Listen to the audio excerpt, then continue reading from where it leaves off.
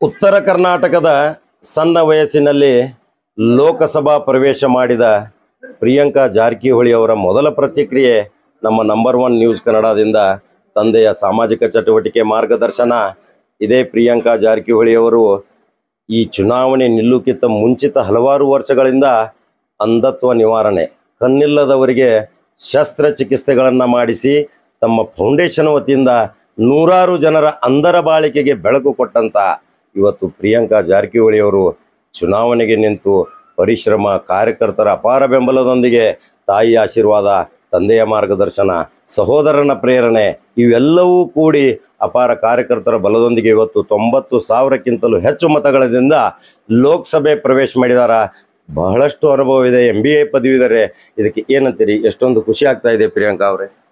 ಬಹಳ ಖುಷಿ ಆಗ್ತಾ ಇದ್ದೀರಿ. ಎಲ್ಲ ಚಿಕ್ಕೋಡಿ ಮಹಾಜನತೆಗೆ ನಾನು ತುಂಬ ಹೃದಯದಿಂದ ಧನ್ಯವಾದಗಳನ್ನ ಹೇಳಿಕೆ ಬಯಸ್ತೇನೆ. ತಂದೆಯವರು ಕೂಡ ತಂದೆಯವರು ಹಾಗೂ ಸಹೋದರ ರಾಹುಲ್ ಅವರು ಕೂಡ ಸಾಕಷ್ಟು ಹಾರ್ಡ್ ವರ್ಕ್ ಮಾಡಿ ಇಷ್ಟು ಮತ್ತೆಲ್ಲ ನಮ್ಮ ಪಕ್ಷದ ಕಾರ್ಯಕರ್ತರು ಮತ್ತೆಲ್ಲ ಶಾಸಕರು, ಕೋಆರ್ಡಿನೇಟರ್ಸು ಭಾಳ ಕಷ್ಟಪಟ್ಟು ಇವತ್ತು ಈ ಪ್ರತಿಫಲ ನಮ್ಗೆ ಸಿಕ್ಕಿದೆ. ಭಾಳ ಖುಷಿಯಾಗುವ ಹೆಮ್ಮೆಯ ವಿಚಾರ ಇದು. ಮತ್ತು ಮಹಿಳೆಯಾಗಿ ನಾನು ಸೆಲೆಕ್ಟ್ ಆಗಿದ್ದೀನಿ. ಸೊ ಇನ್ನೂ ಹೆಚ್ಚಿನ ಮಹಿಳೆಯರು ಕೂಡ ಪಾಲಿಟಿಕ್ಸಲ್ಲಿ, ರಾಜಕಾರಣದಲ್ಲಿ ಬರಬೇಕು ಅಂತ ನಮ್ದು ಆಸೆ ಇದೆ. ಬಹಳಷ್ಟು ಕನಸುಗಳನ್ನ ಹೊಂದಿದ್ದೀರಿ. ಲೋಕಸಭಾ ಚುನಾವಣೆ ಇದು ಚಿಕ್ಕೋಡಿ ಲೋಕಸಭಾ ವ್ಯಾಪ್ತಿಯಲ್ಲಿ ಅನೇಕ ಜನರು ನಿರುದ್ಯೋಗದಿಂದ ಬಳಲ್ದಾಗ್ತಾರೆ. ಸೆಂಟ್ರಲ್ ಗೌರ್ಮೆಂಟ್ದಿಂದ ಅಲ್ಲಿ ಕಾರ್ಖಾನೆಗಳನ್ನ ಪ್ರಾರಂಭಿಸಬೇಕು. ನಿರುದ್ಯೋಗಿ ಯುವಕರಿಗೆ ಎಷ್ಟೋ ಸಾರಿ ಅಲ್ಲಿ ಶಾಸಕರಾದರು, ಮಂತ್ರಿಗಳಾದರು, ಕೇಂದ್ರದಲ್ಲಿ 7 ಸಾರಿ ಸಚಿವರಾದರೂ ಸಹಿತ ಚಿಕ್ಕೋಡಿ ಇನ್ನೂ ಸುಧಾರಣೆ ಆಗಿಲ್ಲ. ನೀವು ಚಿಕ್ಕ ವಯಸ್ಸಲ್ಲಿ 7 ಸಾರಿ ಶಂಕರಾನಂದ ಅವರು ದಾಖಲೆ ಮಾಡಿದರು. ಇನ್ನೂ ನಿಮ್ಮ ಚಿಕ್ಕ ವಯಸ್ಸು, ನೀವು 14 ಸಾರಿ ಮಾಡ್ತೀರಂತ ಜನ ಮಾತಾಡಕತ್ತಾರ. ಇದ್ರ ಬಗ್ಗೆ ಏನು ಪ್ರತಿಕ್ರಿಯೆ ಕೊಡ್ತೀರಾ ಪ್ರಿಯಾಂಕಾ ಅವರೇ? ಖಂಡಿತವಾಗಿ ಜನರ ಆಶೀರ್ವಾದ ನಮ್ಗೆ ಮಾಡಿದ್ದಾರೆ. ಸೊ ಅವ್ರ ಪರವಾಗಿ ಕೆಲಸಗಳನ್ನು ಮಾಡ್ತೀವಿ, ಹಂತ ಹಂತವಾಗಿ ಮಾಡ್ತೀವಿ. ಒಂದೇ ಸರಿ ಮಾಡಲಿಕ್ಕೆ ಸಾಧ್ಯ ಆಗಲ್ಲ. ಸೊ ಹಂತ ಹಂತವಾಗಿ ತಂದೆಯವ್ರ ಮಾರ್ಗದರ್ಶನದಲ್ಲಿ ಮತ್ತೆಲ್ಲ ಹಿರಿಯರ ನಾಯಕರು ಇದ್ದಾರೆ, ಅವ್ರ ಮಾರ್ಗದರ್ಶನದಲ್ಲಿ ನಾವು ಕೆಲಸ ಮಾಡ್ತೀವಿ ಅಂತ ನಾನು ಹೇಳಿಕ್ಕೆ ಬಯಸ್ತೀನಿ.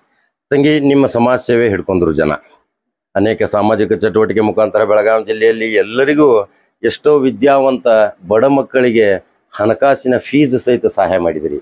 ಈಗ ಚಿಕ್ಕೋಡಿ ಲೋಕಸಭೆ ಜನ ವಿಚಾರ ಮಾಡ್ತಾ ಇದ್ದಾರೆ, ಜಾರಕಿಹೊಳಿ ಕುಟುಂಬದ ಮೊಟ್ಟ ಮೊದಲನೇ ಕುಡಿಯೋದು ಇವತ್ತು ಲೋಕಸಭೆ ಪ್ರವೇಶ ಮಾಡಕತ್ತೈತಿ.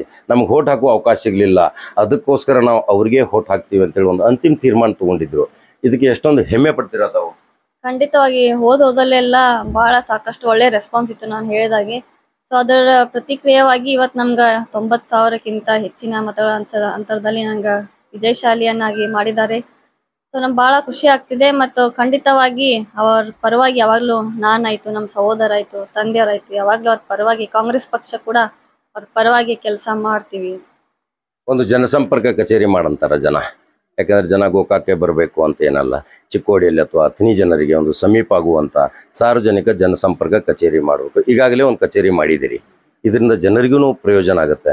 ಜನರು ಸಹಿತ ಅಲ್ಲೇ ಒಕ್ಕಟ್ಟಾಗಿ ಬಂದು ತಮ್ಮ ಸಮಸ್ಯೆಗಳು, ತಮ್ಮ ಅಹವಾಲುಗಳನ್ನು, ದೂರು ದುಃಖ ದುಮ್ಮಾನಗಳನ್ನು ಕೊಡ್ತಾರೆ. ಮಹಿಳೆಯರು ಸಹಿತ ಈ ಸಾರಿ ನಿಮಗೆ ಸಾಥ್ ಕೊಟ್ಟರು. ಖಂಡಿತವಾಗಿ ಮಾಡ್ತೀವಿ. ಯಾಕಂದ್ರೆ ಜನರು ಇಷ್ಟು ನಂಬಿಕೆ ಇಟ್ಟು ನಮ್ಮನ್ನ ಆರಿಸ್ಕೊಟ್ಟಿದ್ದಾರೆ. ಖಂಡಿತವಾಗಿ ಆಫೀಸ್ ಮಾಡಬೇಕಾಗತ್ತೆ. ಯಾಕಂದ್ರೆ ಭಾಳ ಗೋಕಾಕ್ ಬರೋಕ್ಕಿಂತ ಭಾಳ ಸ್ವಲ್ಪ ದೂರ ಆಗುತ್ತೆ. ಖಂಡಿತವಾಗಿ ಅಲ್ಲಿ ಹತ್ತಿರ ಆಗಿ ಅನುಕೂಲವಾಗದಂತೆ ನಾವು ಅವರಿಗೆ ಅಲ್ಲೇ ಆಫೀಸ್ ಮಾಡ್ತೀವಿ. ಅವ್ರು ಅಲ್ಲೇ ಬಂದು ನಮ್ಗೆ ಭೇಟಿ ಆಗೋದು ನಮ್ಗಾಯ್ತು, ತಂದೆಯವ್ರಿಗೆ, ರಾಹುಲ್ ಅವ್ರಿಗೂ. ತುಂಬ ಸಂತೋಷ. ನಿಮ್ಗೆ ಅಭಿನಂದನೆಗಳು ಪ್ರಿಯಾಂಕಾ ಜಾರಕಿಹೊಳಿ ಅವರೇ. ನೀವು ಲೋಕಸಭೆಗೆ ಪ್ರವೇಶ ಮಾಡಿದಿರಿ. ದೇವ್ರು ಒಳ್ಳೇದು ಮಾಡಲಿ, ಇನ್ನೂ ಉನ್ನತ ಸ್ಥಾನಕ್ಕೆ ಬೆಳೀಲಿ, ಒಳ್ಳೊಳ್ಳೆ ಕಾರ್ಯಕ್ರಮಗಳನ್ನ ಹಾಕಲಿ ಅನ್ನೋದೇ ನಂಬರ್ 1 ಚಾನಲ್ ಆಶಯ. ವೀಕ್ಷಕರೇ, ಸಹೋದರ ಇವತ್ತು ರಾಹುಲ್ ಅವರು ನಮ್ಮ ಜೊತೆ ಇದ್ದಾರೆ. ರಾಹುಲ್ ಅವರು ಒಂದು ಪ್ರಶ್ನೆ ಕೇಳ್ತೀನಿ. ರಾಹುಲ್ ಅವರು, ನಿಮಗೆ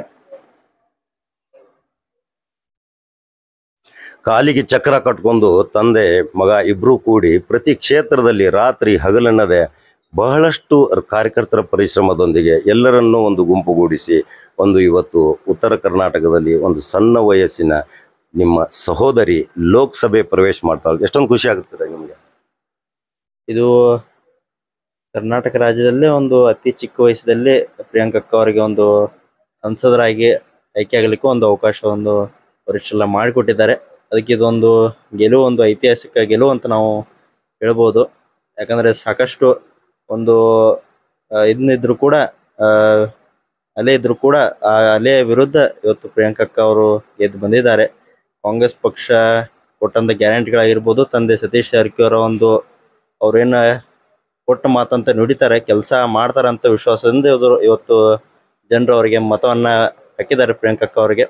ಅದಕ್ಕೆ ತಕ್ಕಂತೆ ಇವತ್ತು ಅವ್ರ ಮೇಲೆ ಒಂದು ದೊಡ್ಡ ಜವಾಬ್ದಾರಿ ಇದೆ. ಆ ಜನರು ಇಟ್ಟಂತ ಭರವಸೆಯನ್ನ ಈಡೇರಿಸುವಂತ ಒಂದು ದೊಡ್ಡ ಜವಾಬ್ದಾರಿ ಅವ್ರ ಹೆಗಲ ಮೇಲಿದೆ.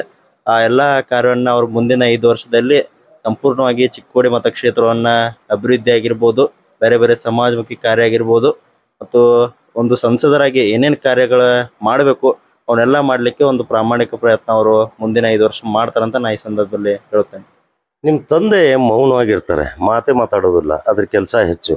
ಆ ಪ್ರೇರಣೆನೂ ಸಹಿತ ನಿಮ್ಗಿಬ್ಬರಿಗೂ ಬಂದಿದೆ. ನಾವು ಅನೇಕ ಬಾರಿ ಹೆಚ್ಚೆಚ್ಚು ಮಾತಾಡ್ಲಿಕ್ಕೆ ಹೋದ್ರೂ ಸಹಿತ ಸಂಕ್ಷಿಪ್ತ ಉತ್ತರ ಕೊಡ್ತಾರೆ.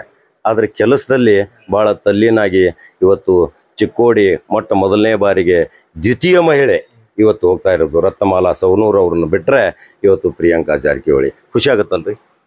ಹೌದು, ಯಾಕಂದ್ರೆ ಒಂದು ಹೆಮ್ಮೆಯ ವಿಚಾರ. ಯಾಕಂದ್ರೆ ತಂದೆಯವರು ಯಾವತ್ತಿದ್ರು ಏನೊಂದು ಸಿದ್ಧಾಂತವನ್ನು ನಡ್ಕೋತ ಬಂದಾರೆ ಅಂದ್ರೆ ನಮ್ಮ ಬರೇ ಮಾತುಗಳ ಸಾಧನೆ ಆಗ್ಬೋದು, ನಮ್ಮ ಕೆಲಸಗಳ ಸಾಧನೆ ಆಗ್ಬೇಕಂತ ಒಂದು ತತ್ವ ಮೇಲೆ ಅವ್ರು ನೋಡ್ಕೋತ ಬಂದಿದ್ದಾರೆ.